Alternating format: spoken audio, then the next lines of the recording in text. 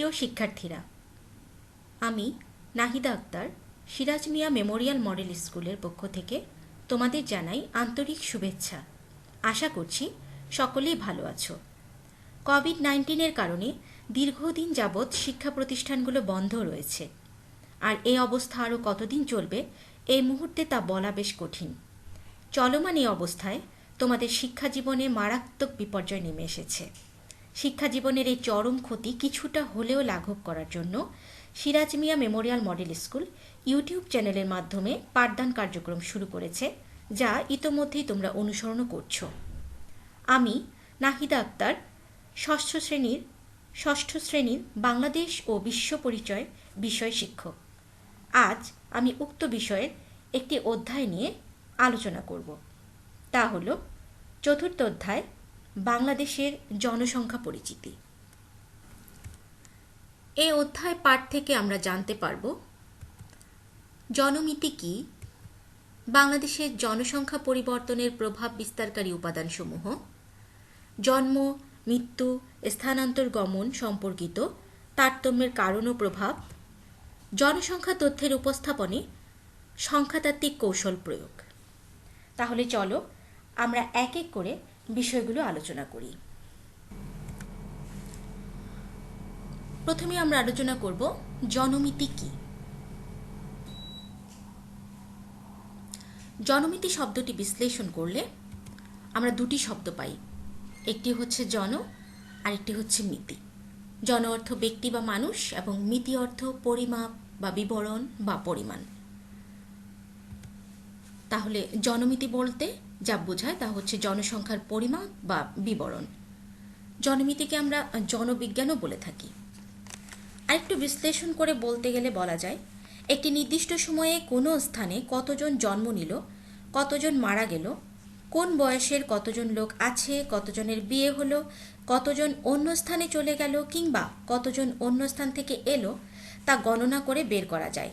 এভাবে কোনো রাষ্ট্র বা স্থানের জনসংখ্যা সম্পর্কিত বিষয়ের হিসাব নির্ধারণ করা বা পরিমাপ করাই হলো জনমিতি। এখন আমরা আলোচনা করব দ্বিতীয় বিষয়টি নিয়ে, আমাদের জনসংখ্যা পরিবর্তনের প্রভাব বিস্তারকারী উপাদান।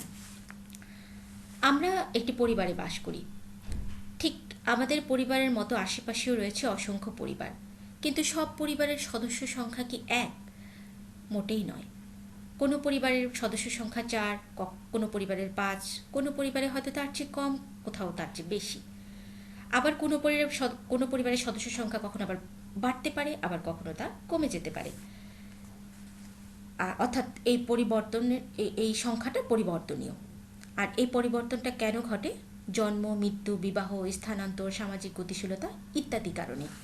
ঠিক তেমনি কোনো দেশের জনসংখ্যাও সে দেশের জন্মহার, মৃত্যুহার, বিবাহ, স্থানান্তর, সামাজিক গতিশীলতা প্রভৃতি উপাদানের কারণে বাড়তে বা কমতে পারে, অর্থাৎ তা পরিবর্তন ঘটতে পারে। এখন আমি জনসংখ্যা পরিবর্তনে প্রভাব বিস্তারকারী এসব উপাদানগুলো নিয়ে আলোচনা করব। জন্মহার। সাধারণত জন্মহার বলতে কোনো দেশে একটি নির্দিষ্ট সময় বা এক বছরে প্রতি 1000 নারী মোট কত সংখ্যক জীবিত সন্তান জন্ম দিয়েছে সে সংখ্যাকে বোঝায়। জন্মহার বৃদ্ধি জনসংখ্যা বৃদ্ধির অন্যতম কারণ। মৃত্যুহার। সাধারণত জীবনের নিঃশেষকেই আমরা মৃত্যু বলে থাকি। মৃত্যুহার প্রতি 1000-এ পরিমাপ করা হয়। একটি নির্দিষ্ট বছরে নির্দিষ্ট বয়সের লোক প্রতি 1000-এ কতজন মারা যায় তা দ্বারা মৃত্যুহার নির্ণয় করা হয়। মৃত্যুহার কমে যাওয়া জনসংখ্যা বৃদ্ধির অন্যতম কারণ। স্থানান্তর। স্থানান্তর বলতে একটি দেশের ভিতরে এক স্থান থেকে অন্য স্থানে অথবা একটি দেশের সীমানা পেরিয়ে অন্য দেশে মানুষের গমনাগমনকে বোঝায়। স্থানান্তর দুই ধরনের হয়ে থাকে, একটি অভ্যন্তরীণ এবং অন্যটি আন্তর্জাতিক স্থানান্তর। অভ্যন্তরীণ স্থানান্তর দেশের ভিতরের স্থানান্তর। দেশের ভিতরে গ্রাম হতে গ্রামে, গ্রাম হতে শহরে, শহর হতে গ্রামে, শহর হতে শহরে মানুষ স্থানান্তর হলে তাকে অভ্যন্তরীণ স্থানান্তর বলে। আবার দেশের বাইরে অর্থাৎ অন্য দেশে লোকজন চাকরি, বিয়ে, বসবাস এমনকি নাগরিকতা লাভের জন্য গমন করলে তাকে আন্তর্জাতিক স্থানান্তর বলে। তবে স্থানান্তর দেশের ভিতরে হলে মোট জনসংখ্যার বৃদ্ধি বা ঘাটতি হয় না, কিন্তু তা এক দেশ থেকে অন্য দেশে হলে মোট জনসংখ্যার পরিবর্তন ঘটে। বিবাহ, কম বয়সী ছেলেমেয়েদের বিয়ে দেওয়া জন্মহার বৃদ্ধির প্রধান কারণ। আমাদের দেশে রাষ্ট্রীয়ভাবে বাল্যবিবাহ নিষিদ্ধ করা হয়েছে। সামাজিক গতিশীলতা, সামাজিক গতিশীলতা বলতে মূলত সামাজিক পদমর্যাদার পরিবর্তনকেই বোঝায়। যেমন কোনো নিম্নবিত্ত পরিবারের কোনো সদস্য যদি উচ্চশিক্ষা গ্রহণের মাধ্যমে উচ্চ পেশার চাকরিতে প্রবেশ করে তবে তার পদমর্যাদার পরিবর্তন ঘটবে, ফলে তার মধ্যে সচেতনতা বাড়বে এবং সন্তান সংখ্যা যৌক্তিক পর্যায়ে রাখবে।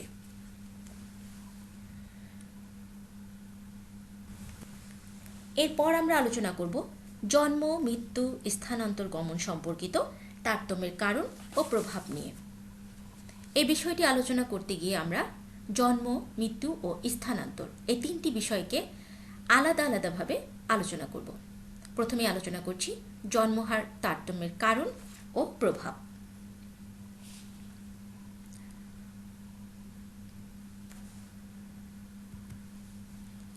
পৃথিবীর সব দেশে সাধারণত জনসংখ্যা সমান না।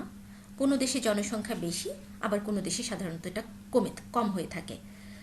এটা আমরা সচরাচর দেখতে পাই। আরেকটা জিনিস দেখতে পাই তা হলো দরিদ্র দেশে জন্মহারটা বেশি, আবার ধনী দেশে জন্মহার কম। কিন্তু এটা কেন হয়? জন্মহার কম বেশি হলে তা সমাজ এবং অর্থনীতির উপরও এক ধরনের প্রভাব ফেলে।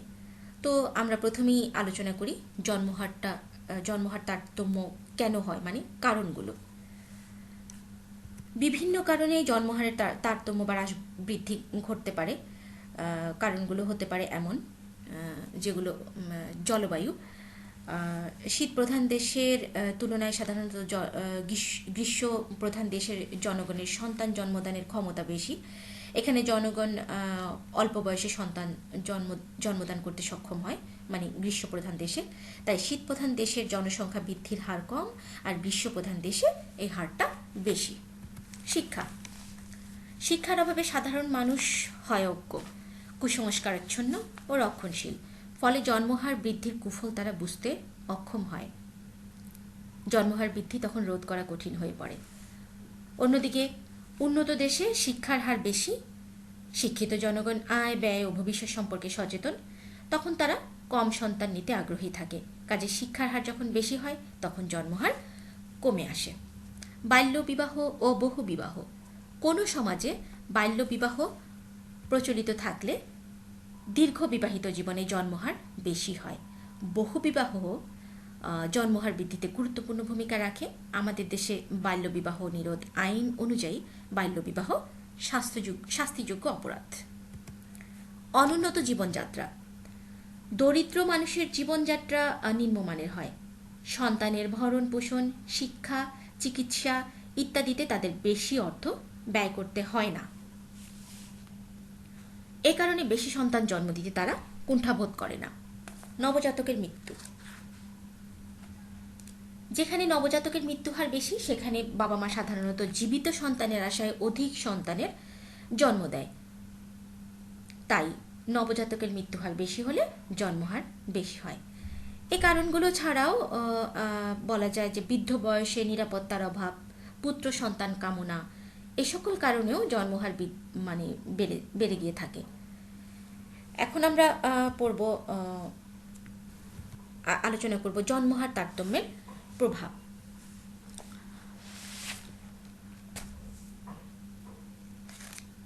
জন্মহার হ্রাস বৃদ্ধি বিভিন্ন দেশে বিভিন্ন ধরনের প্রভাব ফেলে থাকে। এই প্রভাবটাকে আমি দুটো দিক থেকে আলোচনা করব। প্রথম দিকটি হচ্ছে একটি দেশের ভূমি ও প্রাকৃতিক সম্পদের তুলনায় যদি জন্মহার বেশি হয় তাহলে কী ধরনের প্রভাব পড়ে। 1. দেশটির ভূমি ও প্রাকৃতিক সম্পদের উপর চাপ বাড়ে। 2. মানুষের বাড়তি চাহিদা সৃষ্টি হয়। 3. খাদ্য ঘাটতি, দারিদ্র্য, কর্মসংস্থানের অভাব, শিক্ষা ব্যবস্থার সমস্যা, পরিবেশগত ভারসাম্যহীনতা প্রভৃতি সমস্যা দেখা দেয়। মানুষ বিভিন্ন রোগে আক্রান্ত হয়, দ্রুত রোগ জীবাণু ছড়ায়, জীবনযাত্রার মান নিম্ন হয়ে। এবার আমি আলোচনা করব ভূমি ও অন্যান্য প্রাকৃতিক সম্পদের তুলনায় জন্মহার যখন কম হয় তখন কি হয়। 1. দেশের সম্পদ সঠিকভাবে ব্যবহার করা যায় না। 2. মানুষ একাকিত্বে ভোগে। 3. সম্পদের অপচয় ঘটার সম্ভাবনা থাকে। আমাদের পরবর্তী আলোচনা মৃত্যুহার তারতম্যের কারণ ও প্রভাব। জন্মহারের মতো মৃত্যুহারও বিশ্বের সকল দেশে আসলে সমান না। কোনো দেশে মৃত্যুহার বেশি, আবার কোনো দেশে মৃত্যুহার কম। মৃত্যুহারের কারণগুলো কি হতে পারে? 1. ভৌগোলিক কারণ। ভৌগোলিক অবস্থান ও উপাদান মৃত্যুহারকে প্রভাবিত করে। যেসব দেশ বা এলাকার অবকাঠামো, যোগাযোগ ও পরিবহন ব্যবস্থা উন্নত এবং আবহাওয়া ও জলবায়ু চরমভাবাপন্ন নয়, সেসব দেশ বা এলাকায় মৃত্যুহার কম। প্রাকৃতিক দুর্যোগ ও দুর্ঘটনা। যেসব স্থানে বিভিন্ন ধরনের প্রাকৃতিক দুর্যোগ যেমন বন্যা, টর্নেডো, ঘূর্ণিঝড়, খরা, দুর্ভিক্ষ, মহামারী প্রভৃতি বেশি, সেসব স্থানে মৃত্যুহার বেশি। আবার যেসব এলাকায় যাতায়াত ব্যবস্থা ত্রুটিপূর্ণ এবং বিভিন্ন নির্মাণ কাজে সাবধানতা অবলম্বনের অভাব রয়েছে, সেসব এলাকাতেও দুর্ঘটনাজনিত মৃত্যুহার বেশি হয়। বিভিন্ন রোগ ব্যাধি। যেসব এলাকায় কলেরা, টাইফয়েড, ম্যালেরিয়া, হাঁপানি ইত্যাদি ভাইরাসজনিত রোগের প্রাদুর্ভাব বেশি, সেসব এলাকায় মৃত্যুহার বেশি। বয়স। বয়স কাঠামো মৃত্যুহারকে প্রভাবিত করে। যে সমাজে অল্প বয়সী যেমন শিশু এবং অধিক বয়সী যেমন বৃদ্ধ লোক বেশি, সে সমাজে মৃত্যুহার বেশি হয়ে থাকে। দারিদ্র্য। দরিদ্র জনগণ সাধারণত পুষ্টিসম্মত খাবার খেতে পারে না, উন্নত স্বাস্থ্য সেবাও নিতে পারে না, জীবনযাত্রার মান থাকে তাদের নিম্ন, ফলে বিভিন্ন ধরনের রোগ ব্যাধি সহজেই তাদেরকে কাবু করে ফেলে, এজন্য মারাও যায় বেশি। এজন্য উন্নত দেশের তুলনায় কি হয়, অনুন্নত দেশের মৃত্যুহার বেশি থাকে। যুদ্ধ বিগ্রহ। বিশ্বের যেসব দেশে যুদ্ধ বিগ্রহ বেশি, সেসব দেশে মৃত্যুহার বেশি। বর্তমানে মধ্যপ্রাচ্য, আফ্রিকা এবং দক্ষিণ পূর্ব এশিয়ার বেশ কিছু এলাকায় যুদ্ধ বিগ্রহের কারণে প্রচুর লোক মারা যাচ্ছে। এরপর আমরা আলোচনা করব মৃত্যুহার তারতম্যের প্রভাব। মৃত্যুহার তারতম্যেও জনসংখ্যার পরিবর্তন ঘটে। এই বিষয়টাকে আমরা আলোচনা করব দুভাবে। উচ্চ মৃত্যুহারের প্রভাব। উচ্চ মৃত্যুহারের কারণে যে বিষয়গুলো ঘটে, 1. উচ্চ শিশু মৃত্যুহারের কারণে বাবা মা অধিক সংখ্যক সন্তান জন্মদানে উৎসাহিত হন। 2. পরিবারের উপার্জনক্ষম ব্যক্তির যখন মৃত্যু ঘটে তখন পরিবারের ব্যক্তিদের জীবনে, অন্যান্য সদস্যদের জীবনে অনিশ্চয়তা নেমে আসে। 3. মৃত্যুহার বেশি হলে মানুষ তার ভবিষ্যৎ নিয়ে দুশ্চিন্তায় পড়ে বা মানুষের ভবিষ্যৎ নিয়ে দুশ্চিন্তা বেড়ে যায়। নিম্ন মৃত্যুহারের প্রভাবটা কীরকম হতে পারে? নিম্ন মৃত্যুহার জনসংখ্যার গঠন, বয়স, বন্টন ও আর্থসামাজিক উন্নয়নে অবদান রাখতে সাহায্য করে। এরপর আমরা করব স্থানান্তর তারতম্যের কারণ ও প্রভাব। আমরা আগে বলেছি বসবাসের স্থান স্থায়ীভাবে পরিবর্তন করাকে স্থানান্তর বলে। এটি কখনো নির্দিষ্ট দেশের সীমানার মধ্যে হতে পারে, আবার কখনো সীমানা অতিক্রম করে হতে পারে। তো স্থানান্তর তারতম্যের কারণগুলো কি হতে পারে? স্থানান্তরের পিছনে আসলে অর্থনৈতিক, সামাজিক, রাজনৈতিক, জনমিতিক ইত্যাদি কারণ বিদ্যমান রয়েছে। তবে এই কারণগুলোর মধ্যে উল্লেখযোগ্য যে কারণগুলো আছে সেগুলো হলো: 1. অধিক আয়ের আশায় মানুষ এক স্থান থেকে অন্য স্থানে স্থানান্তরিত হয়। ব্যবসা বাণিজ্যের প্রয়োজনে মানুষ স্থানান্তরিত হয়। বিবাহের কারণে এক স্থান হতে অন্য স্থানে স্থানান্তরিত হয়। উচ্চশিক্ষা, উন্নত স্বাস্থ্যসেবা, উচ্চ মর্যাদা সম্পন্ন পেশার আশায় মানুষ স্থানান্তরিত হয়। প্রাকৃতিক দুর্যোগ যেমন বন্যা, খরা, জলাবদ্ধতা, নদী ভাঙন প্রভৃতি কারণে ক্ষতিগ্রস্ত হয়ে মানুষ স্থানান্তরিত হয়। বিভিন্ন আকর্ষণীয় উপাদান যেমন উন্নত নাগরিক সুযোগ সুবিধা, বিনোদন ও উন্নত পরিবেশের আশায়ও মানুষ স্থানান্তরিত হয়। যুদ্ধ বিগ্রহের কারণেও মানুষ স্থানান্তরিত হয়। বর্তমানে যুদ্ধের কারণে মধ্যপ্রাচ্য থেকে বহু লোক ইউরোপীয় দেশসমূহে স্থানান্তরিত হচ্ছে। স্থানান্তর তারতম্যের প্রভাব। স্থানান্তর তারতম্যের কারণে যে প্রভাবগুলো কোনো দেশে পড়ে বা কোনো সমাজে পড়ে সেগুলো হলো: মানুষ যে এলাকায় গমন করে সে এলাকার বিস্তৃতি লাভ করে। 2. জনসংখ্যার ঘনত্ব বেড়ে যায়। 3. সকল ক্ষেত্রে অতিরিক্ত লোকের চাপ পরিলক্ষিত হয়। বাসস্থানের সংকট দেখা দেয়। নিত্য প্রয়োজনীয় জিনিসপত্রের চাহিদা ও দ্রব্যমূল্য বৃদ্ধি পায়। বিভিন্ন সামাজিক সমস্যার সৃষ্টি হয়, যেমন বিদ্যালয়ে ভর্তির ক্ষেত্রে সমস্যা, কর্মসংস্থানের সমস্যা, বিভিন্ন ধরনের অপরাধমূলক কর্মকাণ্ডে মানুষ জড়িত হয়ে পড়ে এবং পরিবেশগত সমস্যা। তো এই হলো তোমাদের অধ্যায় 4-এর পূর্ণাঙ্গ মোটামুটি আলোচনা। এখানে আমি সমস্ত বিষয়গুলো নিয়ে আলোচনা করেছি। এখন আমি চলে যাব অনুশীলনী অংশে। তোমাদের পাঠ্য বইয়ের 38 এবং 39 তোমরা দেখতে পাবে এখানে বেশ কিছু বহু নির্বাচনী প্রশ্ন এবং একটি সৃজনশীল প্রশ্ন দেওয়া আছে। আমি এখন সেই সৃজনশীল প্রশ্ন আলোচনা করব। অনুশীলনী অংশে সৃজনশীল 1, পাঠ্য বই পৃষ্ঠা 39। আমি উদ্দীপকটা পড়ে নিচ্ছি। বাংলাদেশের স্বাধীনতা যুদ্ধের সময় জনাব আনিস ঢাকায় থাকতেন। একদিন পাক বাহিনী এসে তার ঘরবাড়ি পুড়িয়ে দেয়। তখন তিনি কি করেন? গ্রামে গিয়ে বসবাস করা শুরু করেন। প্রায় একই কারণে আমরা দেখতে পাই আমাদের প্রতিবেশী দেশ মিয়ানমার থেকে বিতাড়িত হয়ে লাখ লাখ রোহিঙ্গা এখন বাংলাদেশের কক্সবাজারে বসবাস করছে। তবে রোহিঙ্গাদের এই স্থানান্তর কক্সবাজার অঞ্চলে নানা ধরনের ক্ষতিকর প্রভাব ফেলছে। এখানে যে প্রশ্নগুলো দেওয়া আছে, ক সামাজিক গতিশীলতা কি, খ উন্নত দেশের জন্মহার কম থাকার কারণ বুঝিয়ে লেখো, গ্রামের বাড়িতে আনিসের বসবাস কোন ধরনের স্থানান্তর ব্যাখ্যা করো, ঘ উদ্দীপকের ক্ষতিকর প্রভাব বিষয়টি পাঠ্যপুস্তকের তথ্যের ভিত্তিতে বিশ্লেষণ করো। সামাজিক গতিশীলতা কি, আমি প্রশ্নগুলোর উত্তর আলোচনা করে দিচ্ছি। প্রথমে ক প্রশ্নের উত্তরে আছে সামাজিক গতিশীলতা কি। সামাজিক গতিশীলতা হলো সামাজিক পদমর্যাদার পরিবর্তন। এরপর যে প্রশ্নটি আসছে তা হলো উন্নত দেশের জন্মহার কম থাকার কারণ বুঝিয়ে লিখো। আসলে আমরা যখন এর পূর্বে আলোচনা করেছি তখন আমরা দেখেছিলাম যে জন্মহার তারতম্যের কারণগুলোর মধ্যে একটি কারণ হচ্ছে শিক্ষা অভাব বা শিক্ষা গ্রহণের সুফলতা। সেক্ষেত্রে আমরা কি দেখতে পাই? শিক্ষার অভাবে সাধারণ মানুষ কি হয়?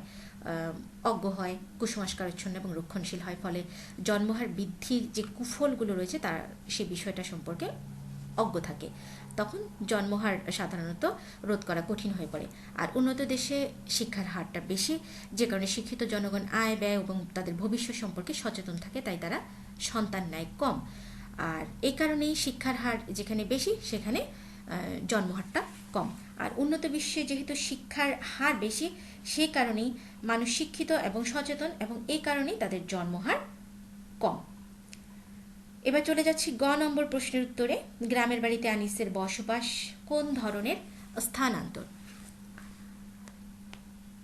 আমরা স্থানান্তর বলতে আসলে কি বুঝি? স্থানান্তর বলতে একটি দেশের ভেতরে এক স্থান থেকে অন্য স্থানে অথবা একটি দেশের সীমানা পেরিয়ে অন্য দেশের মানুষের গমনাগমনকেই বুঝি।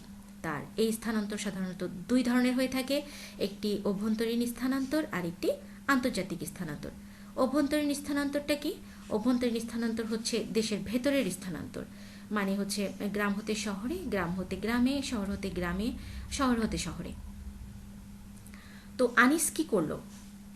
আনিস মুক্তিযুদ্ধের সময় আনিস জীবনের নিরাপত্তার কথা চিন্তা করে ঢাকা থেকে গ্রামে গিয়ে বসবাস শুরু করলো। তার মানে আনিসের স্থানান্তরটা হয়েছে শহর থেকে গ্রামে। তাহলে আমরা বলতে পারি আনিসের এই স্থানান্তরটা হচ্ছে অভ্যন্তরীণ স্থানান্তর। এর পরের প্রশ্নে আমরা চলে যাচ্ছি ঘ নম্বর প্রশ্নে। উদ্দীপকে ক্ষতিকর প্রভাব বিষয়টি পাঠ্যপুস্তকের তথ্যের ভিত্তিতে আলোচনা করো। উদ্দীপকে রোহিঙ্গাদের কথা বলা আছে। রোহিঙ্গারা মিয়ানমার থেকে বিতাড়িত হয়ে বাংলাদেশের কক্সবাজার এলাকায় বসবাস করছে এবং এই কারণে কক্সবাজার এলাকায় এক ধরনের ক্ষতিকর প্রভাব পরিলক্ষিত হচ্ছে। এইটাই হচ্ছে অ্যাকচুয়ালি আমাদের আলোচনার বিষয়। এই বিষয়টা আলোচনা করতে গিয়ে আমরা চলে যাব হচ্ছে তোমাদের পাঠ্য বইয়ের পেজ নম্বর পৃষ্ঠা নম্বর 37। সেখানে স্থানান্তরের যে প্রভাবগুলো লেখা আছে সেটা আমি পয়েন্ট আকারে কিছুক্ষণ আগেই তোমাদের আলোচনা করেছি, এবং সেই পয়েন্টগুলোর সাথে মিলিয়ে তোমরা রোহিঙ্গা ইস্যুটাকে, মানে উদ্দীপকের রোহিঙ্গা ইস্যুটাকে তোমরা এনে ব্যাখ্যা করে দিবা। আমি একটু বিশ্লেষণ করেই দিচ্ছি তোমাদের সুবিধার্থে। যেমন স্থানান্তরের কারণে মানুষ যে এলাকায় গমন করে সে এলাকার বিস্তৃতি লাভ করে, এটা আমি পয়েন্টে দিয়েছি। তো এর সাথে কক্সবাজার এবং রোহিঙ্গাদের কক্সবাজারের আগমনটাকে কিভাবে আমরা ব্যাখ্যা করব, আমরা বলতে পারি যে বছর দুয়েক আগে যখন কক্সবাজার সীমিত এলাকা নিয়ে গড়ে উঠেছিল, সেই সীমিত এলাকাটা এখন অনেক বিস্তৃত হয়েছে, কেননা রোহিঙ্গারা সেখানে আসার কারণে শহরের বিস্তৃতি ব্যাপকতা লাভ করেছে। তারপর রোহিঙ্গারা ওই এলাকায় আসার কারণে স্বাভাবিকভাবে জনসংখ্যার ঘনত্ব বেড়ে গিয়েছে। পরবর্তীতে বলা যায় স্থানান্তরের কারণে, মানে রোহিঙ্গাদের কক্সবাজারে আসার কারণে কক্সবাজার শহরের উপর অতিরিক্ত লোকের চাপ পরিলক্ষিত হচ্ছে। এর ফলে যে ঘটনাটা ঘটছে, নিত্য প্রয়োজনীয় মৌলিক চাহিদাগুলোর সমস্যা হচ্ছে, নিত্য প্রয়োজনীয় দ্রব্যের দাম বেড়ে যাচ্ছে, দ্রব্যগুলোর চাহিদা বেড়ে যাচ্ছে, এসব সমস্যাগুলো তৈরি হচ্ছে। দেখা দিচ্ছে বাসস্থানের সংকট, যেমন কক্সবাজারে রোহিঙ্গাদের জন্য বাড়তি বাসস্থানের কথা যখন চিন্তা করা হচ্ছে, তখন পাহাড় বন এগুলো কেটে সাফ করতে হচ্ছে, সেখানে বসবাসের জন্য ঘরবাড়ি তৈরি করতে হচ্ছে। ফলে সামাজিক, মানে কক্সবাজারের যে প্রাকৃতিক ভারসাম্য সেটা নষ্ট হচ্ছে, সামাজিক ভারসাম্য নষ্ট হচ্ছে। স্থানান্তরের কারণে আরও যে সমস্যাটা হচ্ছে, বিভিন্ন সামাজিক সমস্যার সৃষ্টি হচ্ছে, যেমন শিক্ষাক্ষেত্রে ভর্তির সমস্যা তৈরি হচ্ছে, কর্মসংস্থানের অভাব তৈরি হচ্ছে, বিভিন্ন ধরনের অপরাধমূলক কর্মকাণ্ড বেড়ে যাচ্ছে, পরিবেশগত সমস্যা তো তৈরি হচ্ছে। তো ঠিক এভাবেই তোমরা এই উত্তরটাকে সাজাবা এবং প্র্যাকটিস করবে। যত বেশি প্র্যাকটিস করবে, সৃজনশীল লেখার যোগ্যতা তত বেশি অর্জন করবে। তো তোমাদের আরও অনুশীলনীর জন্য আমি আরেকটা সৃজনশীল দিয়ে দিচ্ছি। এটা তোমরা তোমাদের বাসায় প্র্যাকটিস করবে, এবং যখন অবস্থা মানে পারিপার্শ্বিক অবস্থা স্বাভাবিক হবে, তখন SW হিসেবে আমি এটা তোমাদের কাছ থেকে চাইবো। সৃজনশীল 2 আমি একটু পড়ে দিচ্ছি, এবং উত্তরের যে ক্লুগুলো সেগুলো আমি মোটামুটি দিয়ে দিব, সেভাবেই তোমরা উত্তরটা সাজাবে। ষষ্ঠ শ্রেণীর বাংলাদেশ ও বিশ্ব পরিচয় ক্লাসে বিষয় শিক্ষক শিক্ষার্থীদের বাংলাদেশের জনসংখ্যা পরিচিতি পাঠদান করতে গিয়ে এমন একটি বিষয় নিয়ে আলোচনা করেছিলেন যা বিশ্লেষণ করলে দুটি শব্দ পাওয়া যায় এবং যাকে জনবিজ্ঞানও বলা হয়ে থাকে। এছাড়াও তিনি বললেন, বিভিন্ন প্রয়োজনে মানুষ নিজ দেশের অভ্যন্তরে বা অন্য দেশে গমন করে থাকে। প্রশ্নে চলে যাচ্ছি। ক, একটু বলে নেওয়া ভালো, আমি তোমাদের শ্রেণীকক্ষে আগেই বলতাম একটি কথা, যে ক নম্বর প্রশ্নটা হচ্ছে জ্ঞানমূলক প্রশ্ন। জ্ঞানমূলক প্রশ্ন কখনো আমি শ্রেণীকক্ষে দেই না, কেননা এর জন্য তোমাকে পাঠ্য বই পুরোটাই পড়তে হবে, এবং জ্ঞানমূলক প্রশ্ন পাঠ্য বইয়ের, মানে তোমার অধ্যায়ের সংশ্লিষ্ট অধ্যায়ের যে কোনো অংশ থেকে এই প্রশ্ন হতে পারে। তো আমি খ প্রশ্ন থেকে আলোচনা শুরু করছি। দারিদ্র মৃত্যুহার বৃদ্ধির অন্যতম কারণ ব্যাখ্যা করো। উদ্দীপকে ইঙ্গিতকৃত বিষয়টি ব্যাখ্যা করো। উদ্দীপকে উল্লেখিত বিষয় শিক্ষকের সর্বশেষ উক্তিটি মূল্যায়ন করো। আমি উত্তর আলোচনায় চলে যাচ্ছি। খ, সেটা হচ্ছে দারিদ্র মৃত্যুহার বৃদ্ধির অন্যতম কারণ। এই বিষয়টা আলোচনা করার জন্য, এই প্রশ্নের উত্তরটা আলোচনা করার জন্য আমি তোমাদের পাঠ্য বইয়ের 36 নম্বর পেজে চলে যাব। সেখানে স্পষ্ট লেখা আছে দারিদ্র কিভাবে মৃত্যুহার বৃদ্ধিতে সহায়ক হয়, মানে দারিদ্র্যের কারণে কিভাবে মৃত্যুহারটা বেড়ে যায়। দরিদ্র জনগণ সাধারণত কি হয়, পুষ্টিকর খাবার খেতে পায় না, উন্নত স্বাস্থ্য সেবাও নিতে পারে না, জীবনযাত্রার মান থাকে নিম্ন, ফলে বিভিন্ন ধরনের রোগ ব্যাধি সহজেই তাদেরকে আক্রমণ করে এবং তারা মারাও যায় বেশি। এজন্য উন্নত দেশের তুলনায় অনুন্নত দেশে মৃত্যুহারটা বেশি হয়। চলে যাচ্ছি গ নম্বর প্রশ্ন এবং তার উত্তর আলোচনায়। উদ্দীপকে ইঙ্গিতকৃত বিষয়টি ব্যাখ্যা করো। উদ্দীপকে একটি বিষয় নিয়ে ইঙ্গিত করা হয়েছে, সেটা হচ্ছে যা বিশ্লেষণ করলে দুটি শব্দ পাওয়া যায়। যা বলতে কোনো একটা শব্দের কথা বলা হয়েছে এবং যাকে জনবিজ্ঞানও বলা হয়ে থাকে। তো আমরা আমাদের এই যাবৎ আলোচনায় কি পেয়েছিলাম, এমন একটা শব্দ অবশ্যই আমরা এর মধ্যে আলোচনা করে ফেলেছি যেটা বিশ্লেষণ করলে দুটো শব্দ পাই প্রথম দিকের আলোচনা, সেটা হচ্ছে জনমিতি। জনমিতি শব্দটি বিশ্লেষণ করলে আমরা কি কি পাই? জন এবং মিতি। জন শব্দের অর্থ হচ্ছে ব্যক্তি বা মানুষ, আর মিতি অর্থ পরিমাপ বা বিবরণ বা পরিমাণ। অর্থাৎ জনমিতি বলতে আমরা কি কি বুঝি? জনমিতি বলতে জনসংখ্যা পরিমাপ বা বিবরণকে বুঝে থাকি, আর এই জনমিতিকে আমরা জনবিজ্ঞানও বলে থাকি। তো আরেকটু বিস্তারিত বিশ্লেষণে যাবে তোমরা, তোমাদের পাঠ্য বই থেকে এসে বিশ্লেষণটা নিতে পারো। সেটা আছে তোমাদের পাঠ্য বইয়ের 32 নম্বর পেজে, জনমিতির ধারণায়। এটি নির্দিষ্ট সময়ে কোনো স্থানে কতজন জন্ম নিল, কতজন মারা গেল, কোন বয়সের কতজন লোক আছে, ইত্যাদি ইত্যাদি এইসব গণনা করা যায়, এবং এভাবে কোনো রাষ্ট্র বা স্থানের জনসংখ্যা সম্পর্কিত বিষয়ের হিসাব নির্ধারণ করা বা পরিমাপ করাই হচ্ছে জনমিতি। এরপর আমি চলে যাব ঘ নম্বর প্রশ্ন এবং উত্তর আলোচনায়। উদ্দীপকে উল্লেখিত শিক্ষকের সর্বশেষ উক্তিটি মূল্যায়ন করো। আমরা সর্বশেষ উক্তিতে চলে যাচ্ছি। এছাড়াও তিনি বললেন, বিভিন্ন প্রয়োজনে মানুষ নিজ দেশের অভ্যন্তরে বা অন্য দেশে গমন করে থাকে। এই উত্তরটি আলোচনার জন্য আমরা চলে যাব তোমার পাঠ্য বইয়ের 37 নম্বর পেজে, যেখানে স্থানান্তর তারতম্যের কারণগুলো কি কি বা কি কারণে মানুষ নিজ দেশের অভ্যন্তরে এবং অন্য দেশে গমন করে থাকে। তো এই আলোচনার জন্য প্রথমে আমাদেরকে স্থানান্তর নিয়ে কিঞ্চিত আলোচনা করতে হবে। মানে স্থানান্তর কি, স্থানান্তর কয় ধরনের এবং ধরনগুলো আলোচনা করবে। এরপর প্রয়োজনগুলো আলোচনা করবে, যে কি প্রয়োজনে আসলে মানুষ স্থানান্তর করে থাকে। আমি আমার পিছনের আলোচনায়, প্রথম দিকের আলোচনায় এই বিষয়টা নিয়ে বিস্তারিত আলোচনা করেছি, পয়েন্ট আকারে আলোচনা করেছি, এবং তোমাদের পাঠ্য বইয়ে 37 পেজও পয়েন্ট আকারেই সুন্দর করে আলোচনাটা করা আছে, এবং তোমরা বিস্তারিত লিখে দিবে, উত্তর সেজে যাবে। এবং এভাবেই ঠিক তোমরা এই প্রশ্নটার উত্তরটা সাজাবে এবং বাসায় অনুশীলন করবে। এছাড়াও তোমরা পুরো অধ্যায়টাকে ভালোভাবে পড়বে জ্ঞানমূলক আলোচনার জন্য।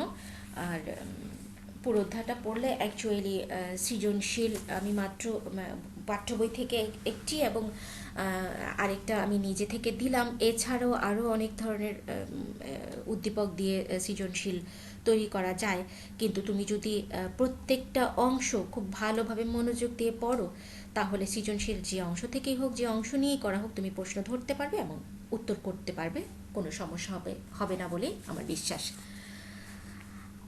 আমি আসলে আজকের আলোচনার একেবারে শেষ পর্যায়ে এসে গেছি। যেহেতু আমার আলোচনাটা একতরফা, মানে তোমাদের কাছ থেকে জানার মতো কোনো সুযোগ নেই, তো সেক্ষেত্রে কোথাও যদি তোমাদের কোনো সমস্যা থেকে থাকে, সেটা আমি এই মুহূর্তে বুঝতেও পারছি না। তার যদি সমস্যা পরিলক্ষিত হয়ও, সেটা তোমরা কমেন্ট বক্সে লিখে জানিয়ে দিবে। পরবর্তীতে যে ক্লাসগুলো হবে আমি তার সমাধানের চেষ্টা করব, অথবা পরিস্থিতি স্বাভাবিক হলে তখন আমি এই বিষয় নিয়ে আলোচনা করব। সবশেষে আরেকটা কথা বলতে চাই, যে চলমান অবস্থা যদি আরও দীর্ঘায়িত হয়, মানে বর্তমানের লকডাউন অবস্থা, তাহলে হয়তো আবারও কোনো নতুন অধ্যায় নিয়ে এভাবেই তোমাদের সামনে আমি হাজির হব, যদিও এটা আমাদের কারোরই কাম্য নয়, প্রত্যাশাও করি না। তো আজ এ পর্যন্তই। সবাই ভালো থাকো, নিরাপদে থাকো। সকলকে ধন্যবাদ।